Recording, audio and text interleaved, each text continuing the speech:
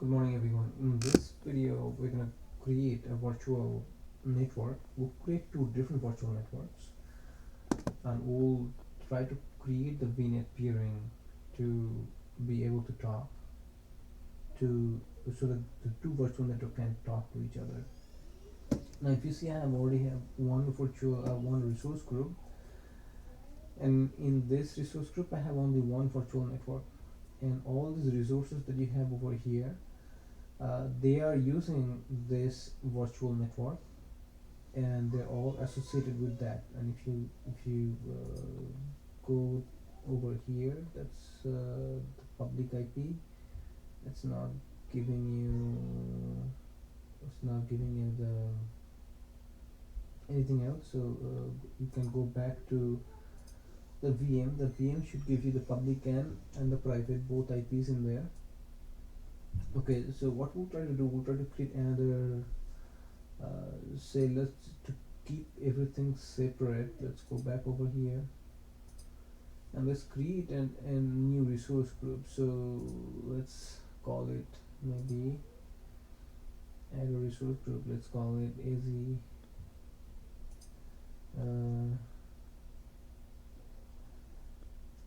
AZ500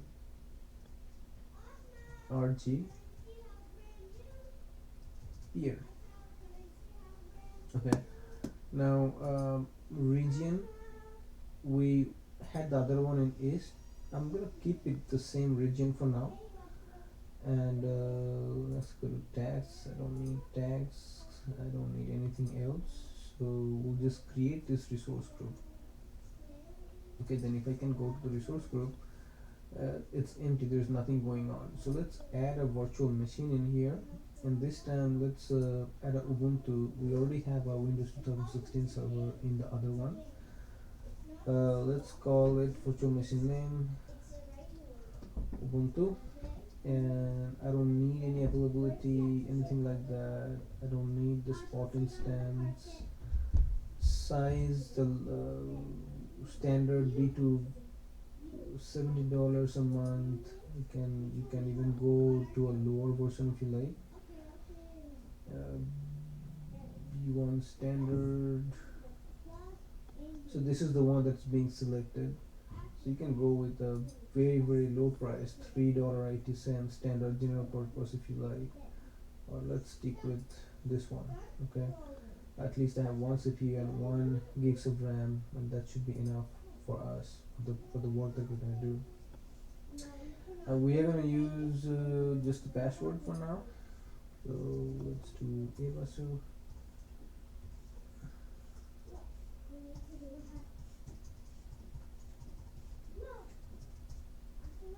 And I'm gonna provide a very secure password.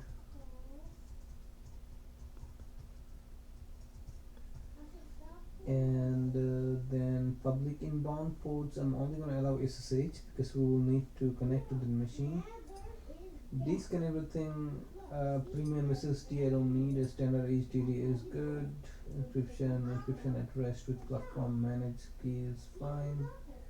Let's go to networking, and right over here it's gonna create a virtual network which is going to be inside AZ500 RG group, and it's gonna call VNet, and it's gonna use a new default IP address range 10.0.0.0.24, and I'm okay with that. Public IP, new PP, that all looks good.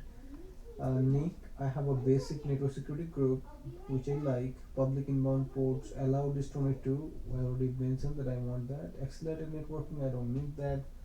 Load balancing, I do not need that. So let's go to management. Monitoring on. Guest diagnostic, I'm gonna turn it on as well. None of them. Enable auto shutdown, I usually like that. So 7 p.m. and change that to EST. So EST, where's US and Canada. So that's good. We're gonna stick to this one. Notification before shutdown is on, that's all good. Enable backup is off, that's fine with me. We're there is nothing else that I need to configure. For the VM generation, Gen 1 is good. Gen 2, remember that it does not support a lot of features including the disk encryption, so yeah, I would stick to Gen 1. And over here I should be able to deploy. So it's look at that, it's like point less than 2 cents per hour. That's like can't be anything better than that, right? So I'm just gonna create this resource, and it's gonna open it up. So while it's deploying, well, I gotta wait for a second, and we'll come back as soon as the deployment is complete. And then what we wanna do, we wanna log into the other Windows machine, and we'll try to ping this IP in this network. So they're both in the same region. They're both within Azure. They both have two different subnet, and I'll prove you that even though they're in the same Azure, you cannot ping from one machine to other until you have the VNet peering enabled. Okay, so we'll come back in a second. As soon as it's done, I'm going to pause the recording for a second. Alright, our deployment is now complete, so let's go to the resource, and let's see, I have a public IP 10.0.0.4. That's definitely a completely different public IP than anything else.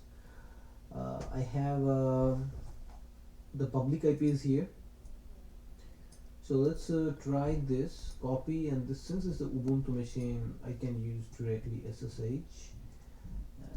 Let's provide the name or IP address of the machine, yes, and then password.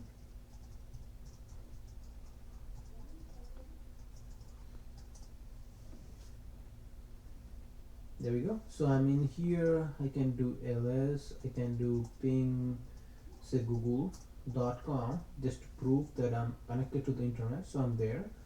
So let's see what is the IP of the other machine that we have in the other resource group. So if I come over here, I have a Windows server running in this one, right?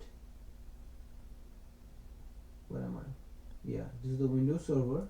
59 should be the other IP, right?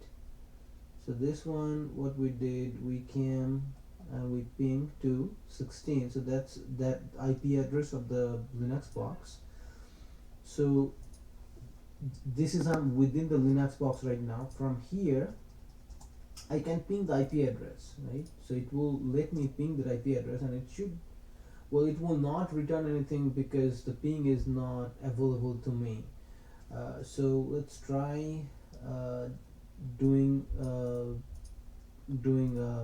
connection to this subnet or private IP, and we should not be able to ping to that IP at all. Alright, because this VNet, which is 10.1.0.4, is different than where you are, or I am, with that peered resource group. And in this VM, if I go there, if you see that it's a 10.0.0.4. So how do I connect it? So that's where the peering comes up. So I can go to networking, and let's see, where is my peering?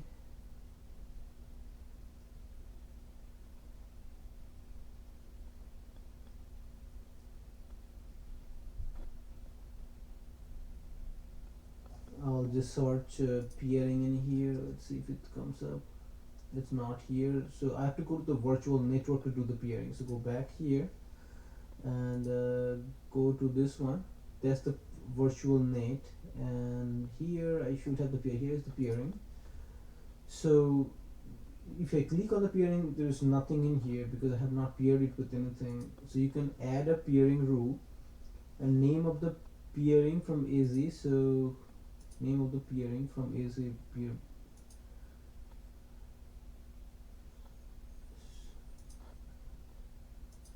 So what virtual network we want to peer?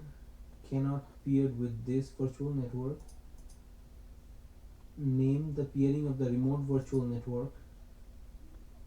Okay, so name of the peering, so it's called peered network. Alright, in this one we have already chosen the name. So what we want to do, peering details, deployment model, resource manager is okay. Subscription is, we have only one subscription. What subscription do you want to peer? So it's telling you, if you click on this is the available one, and if you click on this, it will already tell you that this one cannot be peered because this is the network that you're on. So we are peering with this one. Name of the peering, so you have to also say the other way around, what you're gonna call it. So other way, you can call it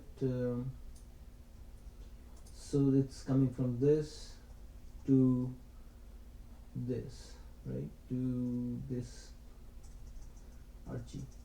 So you can call that. So one is going from this network to 500, another is coming from 500 back to the peer network. And I'm keeping this all of the configurations just by default, and I say OK. So it should be adding the virtual network peering at this time, and once it's added, we'll go back and we'll try to do the ping one more time, and I will see added the virtual network peering. So let's go back. Let's see if the ping works from here or not.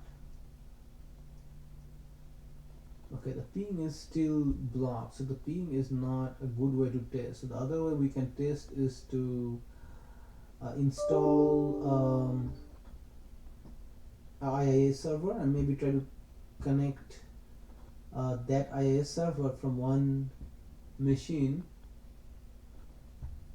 that is hosting on the, say, on the Windows server. We'll try to get to that one from our Linux box. So let's try that one out. Alright, so I'm actually not going to enable the ping. So the reason that it's not working because the ping is actually disabled.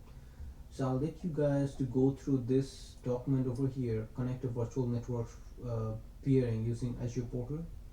It kind of does what we have already done. If you want to use ping to test the connection between the two peered networks, all you need to do is open up the virtual machine and you open the firewall command and you run this command, or any other way you allow in your firewall ping ICMP protocol that is currently blocked because it's 2016 server.